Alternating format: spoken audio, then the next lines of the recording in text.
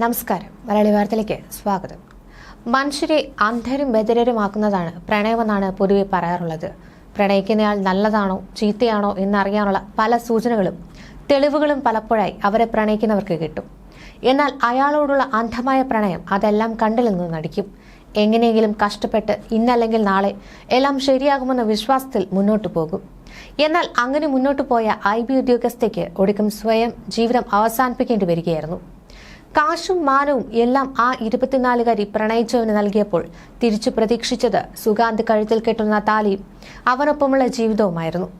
എന്നാൽ സുഗാന്തിന് ഇഷ്ടം പുതിയ പ്രണയങ്ങൾ തേടിയുള്ള യാത്രകളായിരുന്നു. അതിനു മുന്നിൽ വഴിമുടക്കിയായി IB ഉദ്യോഗസ്ഥയും വയറ്റിൽ വളർന്ന കുഞ്ഞും എത്തിയപ്പോഴാണ് ആ പെൺകുട്ടിയെ സമാധാനിപ്പിച്ച് കരിയറിന്റെയും വിവാഹത്തിന്റെയും ഒക്കെ കാര്യം പറഞ്ഞ് അനുനയിപ്പിച്ച് അബോർഷൻ എന്ന ക്രൂരകൃത്യത്തിലേക്ക് എത്തിച്ചത്.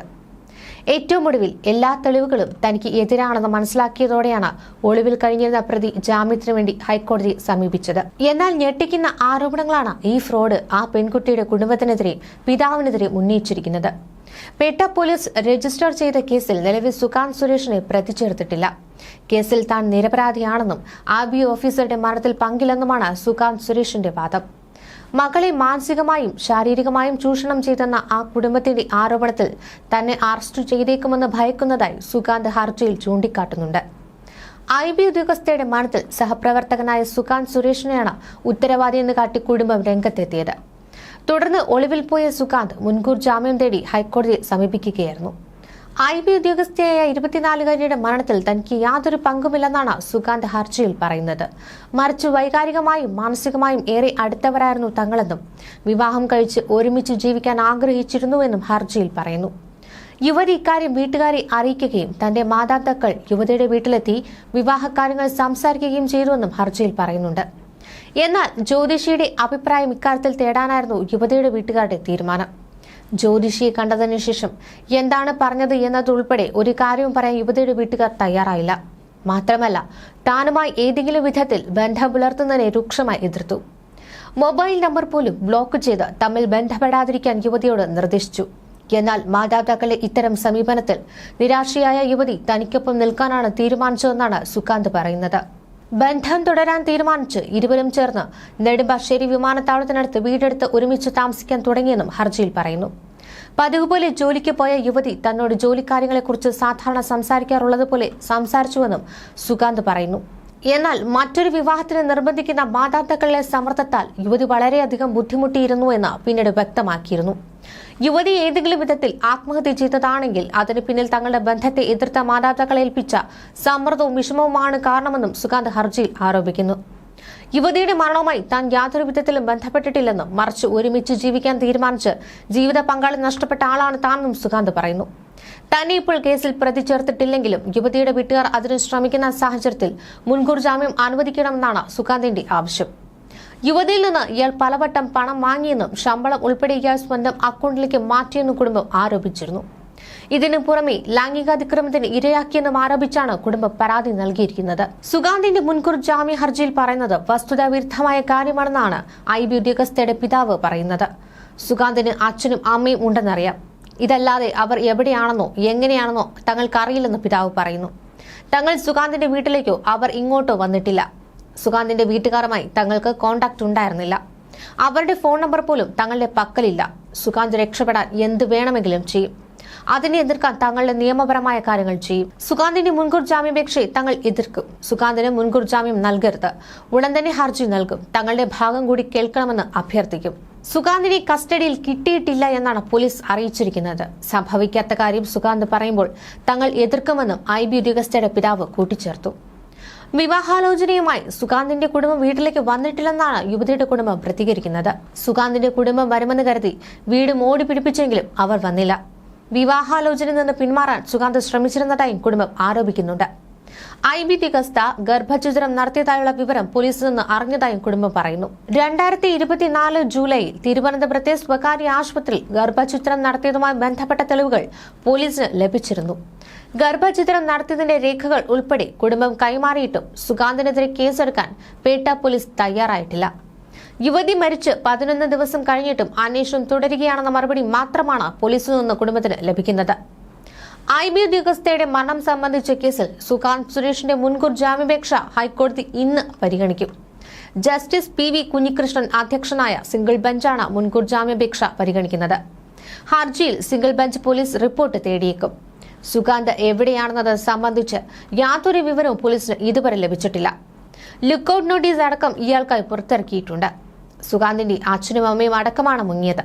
മകന് ഈ യുവതിയുമായുള്ള ബന്ധം അച്ഛനും അമ്മയ്ക്കും എല്ലാം അറിയാം. യുവതി ഗർഭഛിദ്രത്തിന് വിധേയമായതിനും തെളിവ് പുറത്തു വന്നിട്ടുണ്ട്.